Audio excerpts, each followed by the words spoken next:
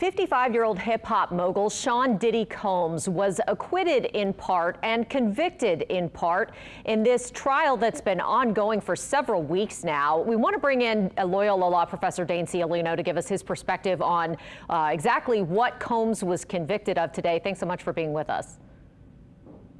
Glad to be here.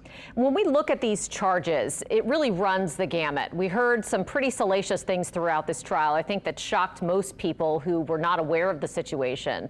What are your thoughts on what the jury did? Well, he was convicted on two counts, counts 3 and 5, which were known as the Mann Act counts that charged him, and he was convicted of transporting two individuals across state lines for purposes of prostitution.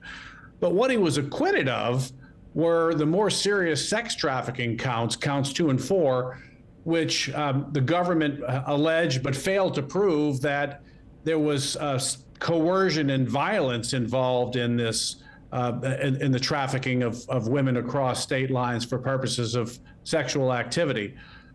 The government also lost on their biggest, most serious count, which was count 1, which charged Combs with being in a racketeering organization, conspiring with others to commit acts of racketeering, including sexual trafficking and whatnot. So it's a little odd that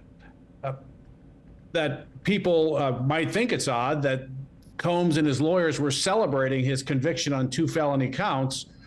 But those felony counts represent essentially the jury finding consensual sexual activity by these victims. And most of all, had he been convicted on the sex trafficking counts and the RICO counts, he would be looking at life in prison. Under the Mann Act counts, he is looking at a year to 3 years in jail, depending on how the sentencing guidelines calculations come out. And he's already been in jail since the fall, so he's got 9-10 months of time served. If he's sentenced at the lower end of the guidelines, he could be getting out of jail in the next 4 to 6 months.